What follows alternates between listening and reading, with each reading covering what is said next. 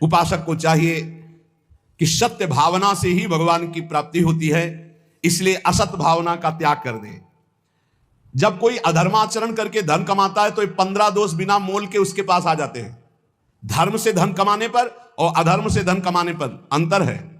जब अधर्म से भगवान सत्य से प्राप्त होते हैं, जब अधर्म से आप धन कमाते हैं तो देख लेना ये 15 दोष आ जाएंगे। यहां वर्णन है, स्तेयम हिंसा नृतम दंभा कामः क्रोधा स्मयो मदः भेदो वैरम अविश्वासा संस्पर्धा व्यसनानि च एते पंचदशानर्था हर्थमूला मता नृणाम तस्मादनर्थमर्थाख्यम श्रेयोर्थी दूरस्त्यजेत। ये 15 पापाचरण उसके अंदर आ जाते हैं जो पाप से धन कमाता है अधर्माचरण से। बोले घूस ले लिया, निर्दोष को दंड दिला दिया, दोषी को मुक्त करा दिया, या छीन झपट करके चोरी कर लिया, कई तरह से अपराध प्रवृत्तियों से, अधर्माचरण से, छल कपट से। तो सुन लो, ये 15 पापाचरण उसके अंदर आ जाते हैं। 15 पाप कराने वाले हैं। पहला आता है, उसमें चोरी का स्वभाव आ जाएगा। चाहे वो कर चोरी समझो, सरकार के कर की चोरी भी तो होती है, चोरी का स्वभाव आ जाएगा। जैसे कोई कहे बड़े ईमानदार है हम तो कोई चोरी नहीं करते, तो भैया देख लो, जब अधर्म से धन कमाओगे तो इतनी प्रीता होगी कि सरकार को कर देने की हिम्मत नहीं पड़ेगी। विविध प्रकार से आप कर चोरी करेंगे। कर चोरी करना भी पाप है, क्योंकि वो राजकर है।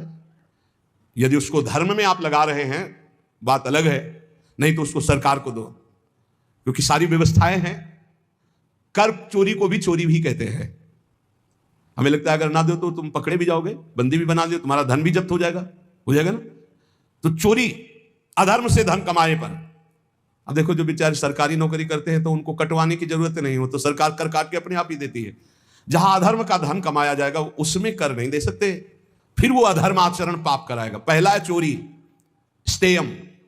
दूसरा हिंसा, पक्का। धन अधर्म के द्वारा जब आता है तो वो हिंसा कराने की, प्रेरक कर्ता अनुमोदन, तीनों पाप को, चोरी और हत्या, हिंसा। जहां अधर्म का धन आएगा वहां शुरू। और झूठ बोलना तीसरा। चौथा दंभ करना। पांचवा काम भोग, रुपये के बल से व्यभिचार करना, यह आ जाएगा अधर्म के धन से। और गुस्सा, क्रोध, अहंकार, गर्व, भेद बुद्धि, बैर, अविश्वास, स्पर्धा, लंपटता, जुआ, शराब, ये 15 दोष अधर्म के द्वारा कमाए हुए धन में आ जाते हैं। इसलिए अधर्म के धन से डरना चाहिए लोगों को। अगर अधर्म का धन स्वीकार किया तो बुद्धि भ्रष्ट करके महान पापाचरण कराने लगता है। यह शरीर अधर्म के धन से पोषण करने के लिए नहीं मिला है। इसमें है क्या?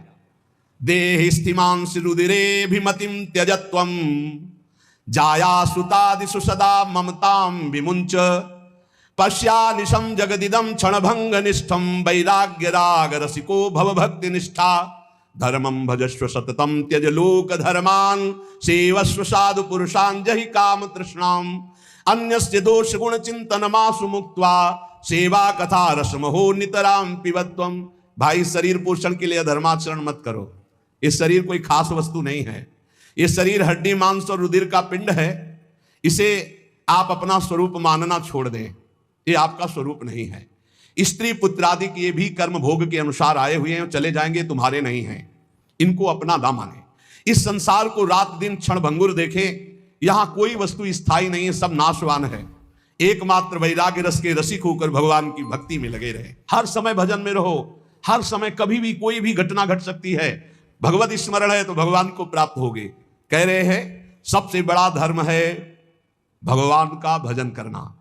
धर्मम भजस्व सततम त्यज लोक धर्मान। इन लोक धर्मों का त्याग करो, भागवत धर्म में आओ। भागवत धर्म से प्रेम धर्म की यात्रा करो।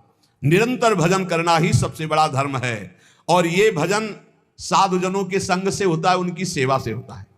तो साधुजनों की सेवा करो, संतों का संग करो, तो भगवत भजन होगा। भोगों की लालसा फटकने मत दो, नहीं तो संतों का संग छूट जाएगा। पापाचरण करने वाला फिर संत संग में अरुचि हो जाती है। एक बहुत भगवत सेवा किए तो उसका फल हुआ कि उनको साधु संग मिला। जब साधु संग मिला तो एकदम टूट पड़े साधु संग में, साधु सेवा में। फिर एक दिन कहा हमारा तो सब कुछ छूट गया। हम क्लब जाते थे, हम ये करते थे, वो करते थे। वो हमारे दोस्त कहते हैं कि इतना नहीं होना चाहिए, नहीं तो फिर गड़बड़ हो जाता है। अब दोस्तों के संग का रंग चढ़ा कि जहां 63 पे आ गए थे वहां 36 पे पहुंच गए। 36 में समझते हैं, उल्टा, 63 में सन्मुख, 6 3 सन्मुख, और 36 में पीठ, उल्टा हो गए, बिल्कुल उल्टा हो गए।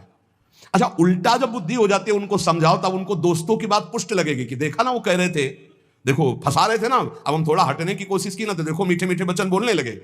माया ऐसे फंसाती है कि आप समझा भी नहीं सकते। समझाने की सोचो तो दिमाग में तत्काल भागवतिक प्रेरणा आ जाती है कि समझेगा कि स्वार्थवश बोल रहा है, क्योंकि उसकी बुद्धि भ्रष्ट है। आरत अधिकारी जब पावे गुढ़ो तत्व न साधु, आप समझा भी नहीं सकते। साधु जनों की सेवा से ही परम भागवत धर्म भजन होता है, साधु जनों की आज्ञा में रहने से ही भजन होता है। पर जय काम तृष्णाम, ये काम भोग और भोगे हुए भोग को पुनः भोगने की इच्छा, ये संत संग से दूर कर देती। इसे लिख लो, जय काम तृष्णाम। अगर कामना और तृष्णा का त्याग कर साधु संग नहीं करोगे तो साधु संग टिकेगा नहीं। थोड़े दिन के बाद रंग दूसरा बदल जाएगा, क्योंकि कुसंग में बहुत संग गया है आपका और सत्संग में तो थोड़ा ही गया है। बहुत चमत्कार है कुसंग का, सत्संग से भी ज्यादा, इसलिए कि कुसंग से बहुत जन्म हो गए संग करते हुए, और सत्संग तो अभी कुछ क्षण हुआ। जहां कुसंग मिला तो लगता है कि हाँ, एक बार हमारे सामने कह दिया कि शराब नहीं पिएंगे, अगर शराब पी लिए तो दोबारा हमारे सामने खड़े होने लायक नहीं रहोगे। तुम्हारा मन तुमको इतने दूर हटा देगा कि तुम सामने नहीं आओगे, अब आओगे भी तो ऐसे ही होगा, ऐसे नहीं हो सकते। तुम्हारा हृदय नहीं कहेगा कि मैं आंख मिलाऊं, तुम्हारा हृदय नहीं कहेगा कि मैं सेवा करूं, तुम्हारा हृदय नहीं कहेगा कि मैं सम्मिलित हो जाऊं आपकी सभा में। मान लीजिएगा बहुत बढ़िया अवसर है, एक बार यदि छोड़ दिया तो दोबारा ऐसे दुष्टों का संग मत करना जो अपनी मित्रता की कसम खिला करके आपको धर्म भ्रष्ट करते हैं। वो मित्र नहीं, वो शत्रु हैं। सच्ची ऐसे देखते देखते माया कैसे भ्रष्ट करती हुई दिखाई देता है।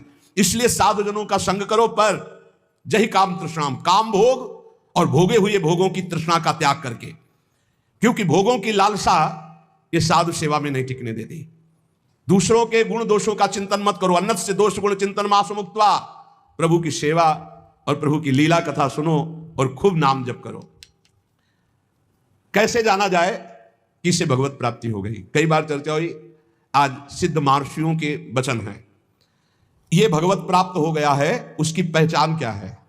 कह रहे यह स्यादे कायेन लीनस्तूष्णीम किंचदच्चिंतयन् पूर्वं पूर्वं परित्यज्य सातीर्णो भव बंधनात् सर्वमित्रा सर्वसहा समय रक्तो जितेन्द्रियः व्यपेत भयं मन्युश्च आत्मवान् मुच्यते नरः आत्मवत् सर्वभूतेषु यश्चरेन्नियता शुचिः अमानी निरभिमानः सर्वतो मुक्त एव सः जीवितं मरणं चोभे सुख दुःखे तथैव च लाभालाभे प्रियद्वेषे या समास च मुच्येत।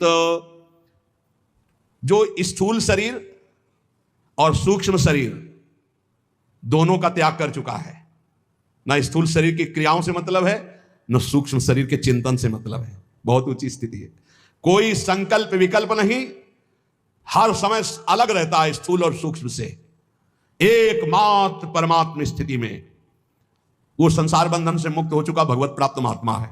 कैसे जानोगे ये? प्रगट में, क्योंकि अंतर की स्थिति है, इसलिए बिना भगवत प्राप्त हुए भगवत प्राप्त महात्मा को नहीं जाना जा सकता। दूसरा, जिसका व्यवहार तो सबके मित्रवत होता है, पर होता किसी का नहीं है। मित्र किसी का नहीं होता हो, मित्रवत व्यवहार होता है। या वो आत्मस्वरूप अपने आप को सब जगह देखता है, या अपने भगवान को सब जगह देखता है। बाहरी सांसारिक मित्रता नहीं होती।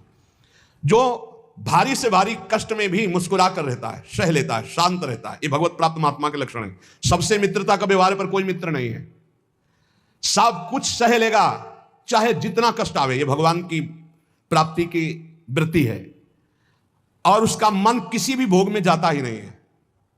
खान पान क्रियाएं सब ऐसे होंगी, लेकिन मन किसी भोग में नहीं जाता। वो सदैव अपने स्वरूप में रहता है, इंद्रियों में नहीं, भोगों में नहीं, मन में नहीं। किसी भी तरह से उसे क्रोध दिलाया जाए तो उससे क्रोध नहीं आएगा भगवत प्राप्त महात्मा को। ये भी पहचान भूल कर बैठोगे। सनकादि ब्रह्म प्राप्त है ना, सनकादि सनक सनंदन सनातन, और डंडा लगा दिया, बेत लगा दिया जय विजय ने, तो गुस्सा आ गई ना, रोक दिए ना, तो गुस्सा आ गई, 3 जन्म का साथ दे दिया। क्या भगवत प्राप्त नहीं है? क्रोध की लीला होना और क्रोध आना अंतर है, ये बात समझना है। बार बार लोमस जी भगवत प्राप्त महात्मा है, काकभूषुंड जी काट देते हैं कि मुझे साकार भगवान के दर्शन चाहिए, निराकार की बात तब करना जब रामचंद्र जी का दर्शन कर लूं तब। साफ दे दिया, काक की तरह बार बार चेष्टा, क्रोध आ गया। तो वो विचार करते हैं, द्वैत के बिना क्रोध कैसा? अगर द्वैत तो ज्ञान कैसा? क्रोध की लीला होना और क्रोध होने में अंतर है। कभी भगवत प्राप्त महात्मा में क्रोध नहीं आता। कैसा लीला और क्रोध का पहचान कैसे है? जैसे पानी में रकील खींचो, कितनी देर टिकेगी, खत्म। ऐसे महात्माओं का क्रोध होता है, वो लीला वाला। जो संसारिक पुरुष का होता है वो 10 वर्ष बाद भी देखेगा तो जलन आ जाएगी कि वही है। और 5 मिनट बाद आप उनसे मिलो जो आपसे गुस्सा थे, पानी पानी एकदम, बिल्कुल कहीं क्रोध है ही नहीं। तो वो क्रोध की लीला थी, वो क्रोध नहीं, कोई द्वेष नहीं। तुम हृदय को जान ही नहीं सकते, हृदय को नहीं जान सकते। जो भगवत प्राप्त महात्मा है, मनस्वी, वो जीवन मुक्त कहा जाता है, जिसको किंचन मात्र क्रोध नहीं होता, किंचन मात्र किसी सबसे मित्रता पर मित्रता नहीं है, सबसे मित्रता है पर मित्रता नहीं है, सब कुछ सह लेता है, उसका मन किसी भोग में जाता ही नहीं, वो सदैव पवित्र रहता है, समस्त भूतों के प्रति अपने ही समान वर्ताव करता है। व्यवहार, भूतों का मतलब प्राणियों का होता है, भूत मत समझ लेना। जिसमें अभिमान का लेस नहीं, गर्व का लेस नहीं, वो भगवत प्राप्त महात्मा होता है। जिसको जीने और मरने में समान भाव हो चुका है, सुख दुख में समान भाव हो चुका है, लाभ हानि में समान भाव हो चुका है, प्रिय अप्रिय में समान भाव हो चुका है, वही जीवन मुक्त महापुरुष है। जो सबके द्वारा किए गए तिरस्कार से भी दुखी नहीं होता और किसी का भी तिरस्कार नहीं करता, जो सुख दुख आदि द्वंद्वों से राग रहित है, वो सर्वथा जीवन मुक्त भगवत प्राप्त महात्मा है। जिसका इस संसार में एक भी शत्रु नहीं है, एक भी मित्र नहीं है, ना धर्म ना अर्थ ना काम, किसी से संबंध नहीं, वो जीवन मुक्त महापुरुष है। जो ना किसी नवीन भोग की आकांक्षा करता है, ना प्राप्त परिस्थिति से घृणा करता है, वो जीवन मुक्त महापुरुष होता है। जैसी परिस्थिति राजी है। जो धर्म और अधर्म दोनों से परे है, जो पूर्व संचित पापों के परिणाम स्वरूप शरीर का त्याग कर दिया है, शरीर रहते हुए भी, क्या स्थिति, जिसकी कोई भी वासना नहीं, जो पूर्णतया निष्काम हो चुका है, वो भगवत प्राप्त महात्मा माना गया है।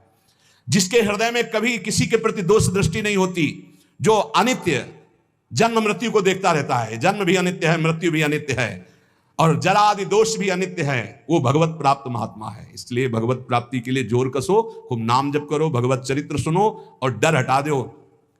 कोई डर तुम्हारे अंदर नहीं रहेगा यदि नाम रूपी अंग रक्षक हमारे पास है, हर समय नाम। इसलिए खूब नाम जप करो, निर्भय रहो, स्वस्थ शरीर रहे, ऐसे आचरण करो, क्योंकि इसी शरीर से भगवत प्राप्ति होनी